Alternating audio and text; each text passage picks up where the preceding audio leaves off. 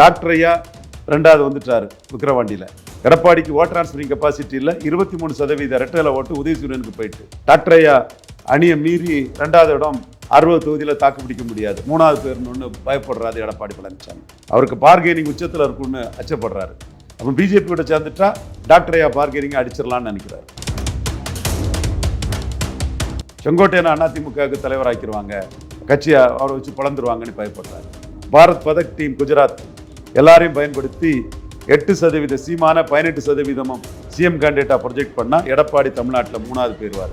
ஒருவேளையில் doctor Ramadoss அவரை சிஎம்ஆ கேண்டிடேட்டா சொன்னால் PMK alliance வந்துறதுக்கு ஒரு வாய்ப்பு இருக்குங்கிற அச்சம்தான் எடப்பாடி பழனிசாமி டாக்டர் ஐயாவுக்கு முக்கியத்துவம் கொடுத்து சீட்டை கொடுத்து ஒரு சுயநலமா பல்டி அடிச்சு தான் அந்த பாஜக கூட்டணின்னு சொல்லுவாங்க. அரசியல் லாபத்துக்கு தன் நன்மைக்கு அந்த பல்டி அடிச்சிட்டாரு. அப்போ பெரியவருக்கு மெரிட் என்னன்னா, சீமான பெரியவர் ப்ரொஜெக்ட் பண்ணி சீமான் காங்கிரஸ் பாஜக திமுக அதிமுக வேண்டான்னு சொல்றாப்புல. பெரியவரும் பெரியவர் குரு தான் சீமானுக்கு. ஒரு அலையன்ஸ் வந்துட்டுன்னா மோடி சீமான ப்ரொஜெக்ட் பண்ணிடுவான்னு சொல்லும்போது தீல மிதிச்ச மாதிரி அவன் அவ்வாமான்னு பதறினான். இனிமேல் இவர் வெளியே போனால் ரெட்டல கேஸ் என்ன ஆகும், செங்கோட்டையன் மேட்ரு என்ன ஆகும், பாஜக கூட்டணி வேணும்னு நினைக்கக்கூடிய வேலுமணி என்ன ஆவார், வெளியில போக மாட்டார போறதியா. இனிமேல் வெளியே போனால் இதோட மோசம் ஃபைட்டு மோடி பேக் பண்ணக்கூடிய சீமானுக்கும் அண்ணாமலை அதுக்கு தயாராயிட்டார்.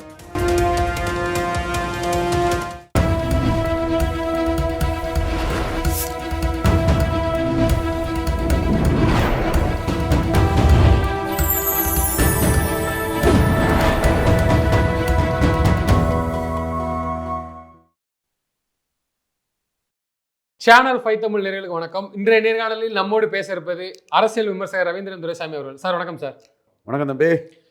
பாட்டாளி மக்கள் கட்சியோட இப்போ வரைக்கும் என்ன சொல்லணும்னா, பெரியவர் திமுகவுடனான கூட்டணியை விரும்புகிறாரு, சின்னவர் அந்த மாநாட்டிலே ஜெயலலிதா அவர்களை புகழ்ந்து பேசுறதெல்லாம் பார்த்துருப்போம். அதிமுக கூட்டணி தான் விரும்புகிற மாதிரி ஒரு போக்கு போதா, இது எங்கே சார் போய் நிற்கும்? பெரியவர் ஓரமானவர். 2009 அதிமுக கூட்டணி 0. 2009 ஜெயலலிதாவால் ஓட் டிரான்ஸ்ஃபர் பண்ண முடியல.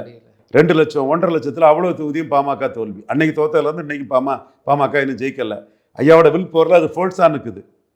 2019 இபிஎஸ் ஓபிஎஸ் ரெட்டை தலைமை 2 வரும் போய் ஐயான்னு போயஸ் கார்டன் போனாங்க, இது தைலாபுரம் கார்டன் போனாங்க. அமித்ஷாவை கூட அவங்க பொருட்படுத்தலை. வரலாறு அதிமுக தலைமையில் உள்ள அணின்னாங்க.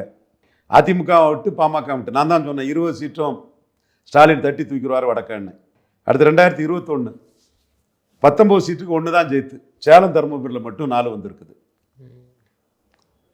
அடுத்து ஈரோடு கிழக்கு 23% ரெட்டல ஓட்டு உதயசூரியனுக்கு போயிட்டு. எப்படிங்க ஸ்டாலினுக்கு வீகத்தை மீறி எடப்பாடி கூட நின்று ஈர்ப்பு சக்தியற்ற ஓட் டிரான்ஸ்ஃபரிங் கெப்பாசிட்டி இல்லை, சீட் கன்வெர்ட்டிங் கெப்பாசிட்டி இல்லாத எடப்பாடி நம்பி டாக்டர் ஐயா ஜெயிக்க முடியும்? திமுக பக்கம் போகிறதுக்கு வாய்ப்பு இருக்குங்கிறீங்களா? இது ஜெயிக்க முடியாதுங்கிறத நீங்கள் உணர்றீங்களா? 4 எக்ஸாம்பிள் தெளிவாக இருக்குதுல்ல. அடுத்தால சேலம் தருமபுரியில் 4 சீட்டு ஜெயித்திருக்காங்க. அங்கேயும் செக் அடிக்கிறாரு முக ஸ்டாலின். பரைமரத்துப்பட்டி ராஜேந்திரன் மாவட்ட செயலாளர் மந்திரி ஆக்குறாரு. செல்வ கணபதி மாவட்ட செயலாளர், அவரை எம்பி ஆக்குறார், லோக்சபா எம்பி. சிவலிங்கம் உடையார் அவரை மாவட்ட செயலாளரை ராஜ்யசபா ஆக்குறாரு. அப்போ 3 மாவட்ட செயலாளர் எம்பவர் பண்றாரு. அதுவும் உடையார இன்னைக்கு ராஜ்யசபா போடுறாருன்னா மோடி ஆதரித்த சிறிய எண்ணிக்கை சமூகங்கள், இந்த சமூகங்களுக்கும் வாக்கு இருக்கு, உடையார்களுக்கும் வாக்கு இருக்குது. இந்த சமூகங்கள் மக்களவையில் ஒரு இந்து உணர்வில் மோடி ஆதரிச்சாங்க. இன்னைக்கு எஸ்ஆர் சிவலிங்கம் உடையார ராஜ்யசபா ஆக்கணும் மூலமா மோடியை மக்களவைக்கு ஆதரித்த இந்த மக்கள் சட்டமன்றத்துக்கு ஸ்டாலின் ஆதரிப்பாங்கன்னு ஸ்டாலின் ஒரு கணக்கு போட்டு காய் நகர்த்துறாரு. இந்த மாதிரி ஒரு நாணயத்தின் இரு பக்கங்களாட்டு மோடியை ஆதரித்த 6% மக்கள் 2016 கலைஞர் ஆதரிச்சாங்க. கலைஞரும் மோடியும் ஒரு நாணயத்தின் இரு பக்கங்கள்னு 6% மக்கள் முடிவு பண்ணாங்க. கொஞ்சம் 4-5 பேர் அப்படி இல்லைன்னு முடிவு பண்ணுவாங்க. அவங்க முடிவு 6% மக்கள், 6 விழுக்காடு மக்கள், சுமார் 20 லட்சம் பேர் வருவான். மோடியும் ஸ்டாலினும் ஒரு நாணயத்தின், மோடியும் கலைஞரும் ஒரு நாணயத்தின் இரு பக்கங்கள்னு முடிவு பண்ணான். அதே மாதிரி இன்னைக்கு உடையார் கம்யூனிட்டியை சேர்ந்த சிவலிங்கத்தை ராஜ்யசபா கொடுத்து மாவட்ட செயலாளர் கொடுத்து அந்த 4 தொகுதியுமே அடிக்கிறதுக்கு ஸ்டாலின் வியூகம் அமைக்கிறார். இது பெரியவருக்கு நல்லா தெரியுது. பெரியவருக்கு ரொம்ப நல்லா தெரியுது.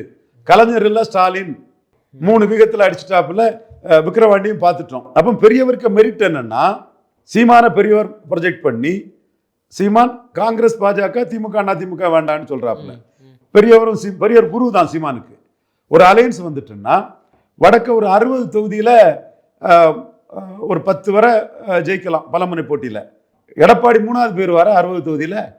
அந்த அலைன்ஸ் சாத்தியப்படுங்கிறீங்களா? சீமான் பாட்டாளி மக்கள் சாத்தியப்படும் படாதுங்கிறது 2வது தம்பி. சாத்தியப்பட்டுனா எடப்பாடி 3வது பேர் வர 60 தொகுதியில. சொன்னான்னு சொல்லிட்டா அது போய் தான் ஆகணும். ஏன்னா சூழ்நிலை அப்படிதான் இருக்கு. அதுதான் மேட்ருங்க. விக்கிரவாண்டியில களத்தை விட்டு ஓடுனதுனால 60 தொகுதியில சீமான சீஃப் மினிஸ்டர் டாக்டரையா சொல்லிட்டாருன்னா போயிடுவாப்புல. இப்போ சீமான் நாடாரு சொல்றான், ரவீந்திரன் 4 பேர் சொல்லுவான். சொல்லிட்டு போங்கப்பா நீங்க, I don't care about that. அப்படி ஒன்று டாக்டரையா செயல்படுத்தி சீமானு ஓகே சொல்லிட்டா 60 தொகுதியில எடப்பாடி 3வது பேர் வர. நடக்காதுங்கிறது வேற. நடந்துட்டுனா எடப்பாடி எல்லாம் 3வது போவார் வட தமிழகத்தில். ஸோ எடப்பாடி இப்போ இந்த கான்செப்ட் எல்லாமே பார்த்து நம்ம தான் முக்கியம் எடப்பாடிக்கு, அவர் நம்மகிட்ட வரட்டு, நம்ம டைம்ஸுக்கு வரட்டு அப்படின்னு டாக்டரையா நிற்கிறார். அவசரப்படாண்டாம் அப்படின்னு அவர் நிற்கிறார். புரியுதா உங்களுக்கு? சின்னவர் பெரியவர் லைன்ல போயிட்டாரு, சொல்லிட்டாரு. நானே சொன்னேனே, அவர் தான் கட்சி, அவர் இல்லைன்னா உங்க எதிர்காலம் இல்லை, உங்களை தான் நல்லா வைக்கணும்னு அவர் நினைக்கிறாருன்னு அவர் இப்போ புரிஞ்சுக்கிட்டாரு. நான் என்ன தப்பு பண்ண என்ன நீக்கிறாங்கன்னு. நீக்கப்பட்டதை ஏற்றுக்கல, அது கொஞ்சம் உள்ள போயிட்டு இருக்குது சில விஷயம். திமுக அலைன்ஸுக்கு போறதுக்கான வாய்ப்பு இல்லைங்கிறீங்க பாட்டாளி மக்கள் கட்சி? திருமாவளவன் சகோதரர் மறையர் பறையர்னு உயரிய வலிமையுடன் கொண்ட அந்த சமூகத்தின் ஆதரவை பெரிய அளவு பெற்ற அந்த சகோதரர் தப்பு பண்ண மாட்டாருன்னு நினைக்கிறேன். அதனால வழி இல்லை.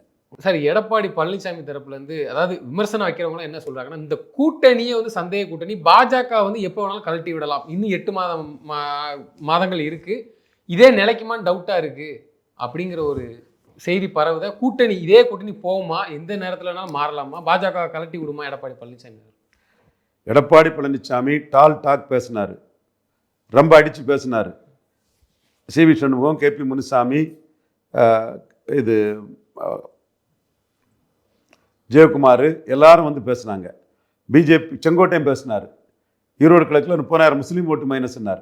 சிவி சண்முகம் பேசுனதுக்கு எவிடன்ஸே இருக்குது. நீதிமன்றத்தில் அந்த எவிடன்ஸை நான் கொடுத்துருக்கேன், போன வாரம் தான் கொடுத்தேன். ஜெயக்குமார் பேசினார். எல்லாரும் கிறிஸ்டின் முஸ்லீம் ஓட்டு மைனஸ் பிஜேபின்னு சொன்னாங்களா இல்லையா? பேசினார். ஜெயக்குமார் அவர்களும் ரொம்ப காட்டமாக பேசினார், பார்த்துருக்கேன். அதுக்கு பிறகும் எடப்பாடி பழனிசாமி தன் நிலைப்பாட்டிலிருந்து மாறியா வந்தார். அந்த இடம் தான் ரவீந்திரன் துரைசாமிக்கு அரசியல் வெற்றி இருக்கு. பல காரணங்கள், நான் மட்டும்னு சொல்ல மாட்டேன். டாக்டர் ஐயா 2வது வந்துட்டார் விக்கிரவாண்டியில். எடப்பாடிக்கு ஓட் டிரான்ஸ்ஃபரிங் கெப்பாசிட்டியில் 23% ரெட்டையில ஓட்டு உதயசூரியனுக்கு போயிட்டு, டாக்டர் ஐயா அணியை மீறி 2வது இடம் 60 தொகுதியில் தாக்கு பிடிக்க முடியாது, 3வது பேர்னு ஒன்று பயப்படுறாரு எடப்பாடி பழனிசாமி. அவருக்கு பார்கெனிங் உச்சத்தில் இருக்குன்னு அச்சப்படுறாரு. அப்போ பிஜேபியோட சேர்ந்துட்டா டாக்டர் ஐயா பார்கெனிங் அடிச்சிடலான்னு நினைக்கிறார். ரீசன் சரிதானா? புத்திசாலி எடப்பாடி எடுத்த ரீசன் சரிதானா? ஒன்று. அப்போ டாக்டர் ஐயா பார்கெனிங் அடிக்கணுங்கிறது எடப்பாடிக்கு நோக்கத்தில் ஒன்று. செங்கோட்டையனை கூப்பிட்டு பேசுகிறாங்க. செங்கோட்டையனை அதிமுகவுக்கு தலைவராக்கிடுவாங்க, கட்சியை அவரை வச்சு பிளந்துருவாங்கன்னு பயப்படுறாரு. அதை காலி பண்ணுறதுக்கு பாஜக கிட்ட போகிறாரு. பன்னீர்செல்வம் தினகரன் முக்கியத்துவத்தை காலி பண்ணுறதுக்கு போகிறாரு. பலன் நிரூபிக்காத untested not proved Sivaji Ganesan, Pawan Kalyan, Vadivelu, Radhika மாதிரிப்பட்ட விஜய்க்கு பெரிய ஓட்டு இருக்கிறது மாதிரி எடப்பாடியை நக்கல் நையாண்டி பண்ணி பத்திரிகைகளில் செய்தி வருது, வாதம் எடுக்கிறாங்க. அதை காலி பண்ணுறதுக்கு விஜயெல்லாம் பலன் நிரூபிக்காத விஜயெல்லாம் ரவீந்திரன் துரைசாமி கருத்து தான் என் கருத்து, ஒன்றும் இல்லை, நான் ஜானகி மாதிரி ஏமாற தயார் இல்லை, அது வடிவேலு, சிவாஜி, அல்லு அர்ஜுன் தான் பலன் நிரூபித்தாதான் மரியாதை. விஜயகாந்த், பவன் கல்யாணம் நிரூபித்தவங்க, நிரூபிக்காதவரை வச்சு நிரூபித்தவங்கள மாதிரி ஷோ காட்டாண்டான்னு அதை அடித்து தகர்த்துட்டார். அப்போ ஒரு கல்லை எத்தனை மாங்காய் அடிக்கிறாரு ஐயா எடப்பாடி பழனிசாமி. எல்லாத்துக்கும் மேலா மோடி பாரத் பதக் டீம், குஜராத், பண்டாரி, பிஎம்ஓ எல்லாரையும் பயன்படுத்தி 8% சீமான 18% சிஎம் கேண்டிடேட்டாக ப்ரொஜெக்ட் பண்ணால் எடப்பாடி தமிழ்நாட்டில் 3வது போயிடுவார். ஃபைட்டு மோடி பேக் பண்ணக்கூடிய சீமானுக்கும் அண்ணாமலை அதுக்கு தயாராகிட்டார். சீமானுக்கும் ஸ்டாலினுக்கு தான் இருக்கும், எடப்பாடி 3வது போயிடுவார். இது எல்லாத்துக்கும் பயந்து தானே பாஜக கிட்ட வந்தார். இப்போ நானே காலர் தூக்கி விட்டு மோடி கிட்ட டிமாண்ட் வைக்கிறேன். 20% எடப்பாடியை உள்ளே கொண்டு வந்தது காரணம் என் சகோதரன் சீமான மோடி ப்ரமோட் பண்ணிடுவாருங்கிற ஒரு கருத்தை ஃப்ளோட் பண்ணி பிஎம்ஓக்கு எழுதி அண்ணாமலையை கன்வின்ஸ் பண்ணி சில ஆர்குமெண்ட்ஸை வச்சு சில டேட்டாக்களை கொடுத்து கடைசியில் 20% எடப்பாடியே மோடி மைனஸ்ன்னு சொன்னவரே, பிஜேபி மைனஸ் சொன்னவரே உள்ளே வந்து விழுந்துட்டார. அப்போ நமக்கு கிடைச்ச வெற்றி தானே அது. நானே மோடிக்கிட்ட எனக்கு ரிவார்ட் பண்ணுங்க, நான் தான் சீமானை காட்டி இதை கொண்டு வந்தேங்கிறதை கிளைம் பண்ணுறாங்க. இப்போ வேற சீமானை காட்டி டாக்டர் ஐயாவுக்கு பார்கெனிங்கை உயர்த்துறேன்.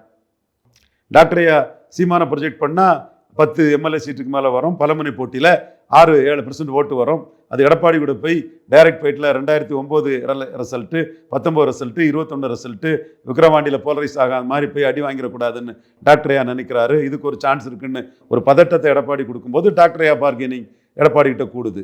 அதே மாதிரி தான் சீமான மோடி ப்ரொஜெக்ட் பண்ணிடுவாருங்கிற அந்த பதட்டத்தை, the battle is fought in the mind of Edappadi Palaniswami. Edappadi Palaniswami ரேட்டல்டு. இந்த குப்பாயின் சுப்பாயின் ஐடி விங்கு, இந்த பின்னோட்டம் எல்லானை பற்றி நம்ம கவலை இல்லை. எடப்பாடி பயந்து மோடி அலையன்ஸுக்கு வந்தாரா இல்லையா? அதே மாதிரி தான் இப்போ சீமானுக்கு வந்து மாநாட்டுக்கும் இது அழைப்பு கொடுத்தது, பட்ஜெட்டை அனுப்பி கொடுத்தது, மாநாடு சம்பந்தமாக சீமான் கொடுத்தது. 34 சீமான் தனிச்சு தான் போகிறாரு. இன்றைக்கே கூட சென்னையில் உள்ள ஆதி தமிழ் குடிகள் இடத்த ஆக்கிரமிப்புன்னு அகற்றுறீங்களே, எம்ஜிஆர் ஜெயலலிதா நினைவிடாக ஆக்கிரமிப்பு இல்லையா அப்படின்னு கிடக்கிற அளவு கிடக்குன்னு எம்ஜிஆர் ஜெயலலிதா அடித்து தான் அதை பண்ணுறாரு. இது ஏன் திரும்ப திரும்ப சொல்கிறேன்னா, அவர் தனிச்சு போகிறாருன்னு. 234 தனிச்சு போகக்கூடியவர். ஒரு வேளையில் டாக்டர் ராமதாஸ் அவரை சிஎம்ஆ கேண்டிடேட்டாக சொன்னால் பாமக அலையன்ஸு வந்துறதுக்கு ஒரு வாய்ப்பு இருக்குங்கிற அச்சம்தான் எடப்பாடி பழனிசாமி வந்து டாக்டர் ஐயாவுக்கு முக்கியத்துவம் கொடுத்து சீட்டை முழுக்க ஒரு சுயநலமா வந்து பல்ட்டி அடிச்சு போய் தான் அந்த பாஜக கூட்டணின்னு சொல்ல வரீங்க. அரசியல் லாபத்துக்கு தன் நன்மைக்கு அந்த பல்ட்டி அடிச்சிட்டாரு. அதுதான் இப்ப என்ன பரவலா பேசுறாங்கன்னா, இதுவுமே நிலைக்காது, எப்ப வேணாலும் எடப்பாடி பழனிசாமி விஜய் கூட போனாலும் கூட ஆச்சரியப்படுறதுக்கு இல்லை அப்படிங்கிற மாதிரி பேசுறாங்க. பலம் நிரூபிக்காத விஜய் ஜானி சிவாஜி மாதிரி மோசமா போயிடும். பலம் நிரூபிக்காத விஜய்க்கு என்ன இருக்கு? கையில் வராத ஓட்டு ஒருத்தர் எப்படி டிரான்ஸ்ஃபர் பண்ண முடியும்? இல்லை, பிஜேபியை கழட்டி விட்டு மிச்சவங்களெல்லாம் ஒன்று சேர்ந்துட்டு கூட நம்ம தேர்தலை சந்திக்கலாம் அப்படின்னு. மிச்சவங்களை ஒன்று சேர்க்க முடியாமல் முபாரக் மட்டும்தான் அவர்கிட்ட இருந்ததுனால தானே ஓடினாரு. அவர் பிஜேபியோட போனாலும் முபாரக் போயிட்டாரு. பிஜேபியோட வர்றதுக்கு முன்னாடி முபாரக் மட்டும்தானே இருந்தார். சார், ஒரு கருத்தை சொல்லும்போது லாஜிக் வேணும் சார். மோடி சீமானை ப்ரொஜெக்ட் பண்ணிடுவான்னு சொல்லும்போது தீல மிதித்த மாதிரி அவன் அவ்வாமான்னு பதறினான். சசிகலா விஷயத்தில் ஜெயித்த மாதிரி இதுலையும் ஜெயித்துருவானோன்னு பதறினான். நான் ஜெயிக்கல, அதில் ஒத்துக்கிறேன். ஆனால் அதை சொல்லி எடப்பாடியை மோடிக்கிட்ட கொண்டு வந்துட்டானா இல்லையா? அது மோடிக்கு தெரியுது. அச்சீவ் பண்ணிட்டாருன்னு பிஎம்ஓல இருந்து நம்ம டீமுக்கிட்ட உங்கள் ஆள் அடித்த அடியில் தான் வந்திருக்கான்னு நான் சொன்னேன். அது மட்டும் இல்லை, செங்கோட்டையனை வச்சு விளையாடின விளையாட்டுலையும் வந்திருக்காருன்னு சொன்னேன். ஸோ இங்கே உள்ளே வந்தாச்சு. இனிமேல் இவர் வெளியே போனால் ரெட்டலை கேஸ் என்ன ஆகும், செங்கோட்டையன் மேட்ரு என்ன ஆகும், பாஜக கூட்டணி வேணும்னு நினைக்கக்கூடிய வேலுமணி என்ன ஆவார், வெளியில் போக மாட்டாரா போகிறதியா? இனிமேல் வெளியே போனால் இதோட மோசம் போகும். நயினார் நாகேந்திரன் சொல்கிறாரு, விஜயும் எங்களோட வரணும், அந்த எல்லாரும் இழுக்கிற ஒரு கான்செப்ட்லேயே இருக்கிறாங்களே, அது பப்ளிசிட்டிக்காக பேசுகிறாங்க. விஜய் சிஏ எதிர்ப்புன்னு சொல்கிறாரு, விஜய் பாஜக எதிர்ப்புன்னு சொல்கிறாரு, விஜய் வக்போர்டு எதிர்ப்புன்னு சொல்கிறாரு. அப்போ இதில் நயினார் நாகேந்திரன் கேட்குறது, விஜய் கொள்கையற்ற ஒரு கோமாளி, எதுக்கு வேணாலும் வருவார், அவர் ஒரு கோமாளி பீஸுன்னு சொல்கிறாரு. அப்படி தானே அர்த்தம் ஆகுது. அதில் நீங்கள் இதோட ஸ்டாலின் எங்களோட வரணும்னு சொல்லாமல், ஸ்டாலினும் எங்களோட வர வேண்டும், கம்யூனிஸ்டுகளும் எங்களோடு வர வேண்டும், காங்கிரஸும் எங்களோடு வர வேண்டும். கேட்குறது என்ன வேணாலும் கேட்கலாமே. காங்கிரஸும் எங்களோட வரணும்னு சொல்லலாம், கம்யூனிஸ்ட் எங்களோட வரணும்னு சொல்லலாம், தாராளமாக சொல்லலாம். அது விஜய் சந்தேகத்துக்கிடமானவருங்கிற ஒரு தோற்றத்தை அது கொடுக்குது. விஜய் கொள்கை உறுதி இல்லாதவர், சந்தேகத்துக்கிடமானவர் தோற்றத்தை கொடுக்குது. சீமானே இந்த மாதிரி தான் நயனார் கூப்பிட்டாரு, அடித்து தள்ளிட்டாரு. இன்டெலிஜென்ஸ் ஃபெயிலியரு, இந்திய அரசின் உளவுத்துறை தோல்வி, தீவிரவாதிகளை ஏன் இன்னும் கொல்லலை, போர் அக்கப்போர், நதிநீரை தடுத்தது தவறுன்னு விளாசி தள்ளிட்டார். அடுத்தால எம்ஜிஆர் பக்தர் தான், ஜெயலலிதா அனுபவி தான் நயனார் நாகேந்திரன். அந்த சமாதியை ஆக்கிரமிப்பு இயற்கை அழகாக கெடுக்குதுன்னு எம்ஜிஆராவது ஜெயலலிதாவாது ஏழை மக்கள் ஆக்கிரமிப்புன்னு சொல்லக்கூடிய நீங்கள் எம்ஜிஆர் ஜெயலலிதா சமாதி எப்படி அழகான கடற்கரை ஆக்கிரமித்து வச்சிருக்கலான்னு சீமான் சொல்லிட்டார். அப்போ சீமான நாக்கு மேலே பல்ல போட்டு ஒரு பேச முடியாது. அவர் தனிச்சுங்கிறல 210 தெளிவாக எடுத்துட்டாரு. விஜய்கிட்ட குழப்பங்கள் இருக்கிறதுனால நயினாரும் இவர் குழப்பவாதி, தெளிவானவர் இல்லை, சீமான் மாதிரி கிளாரிட்டி இல்லாதவர், அந்த தைரியத்தில் பேசுகிறார். நிச்சயமா சார், தொடர்ந்து தங்களது கருத்துக்களை பகிர்ந்தமைக்கு நன்றி. தயவு செய்து விஜயை ரேப்பரில் வச்சிடாதீங்க, ஓடாது, வேற ஏதாவது வச்சிருங்க, உள்ள பேசுனதோடு இருக்கட்டும்.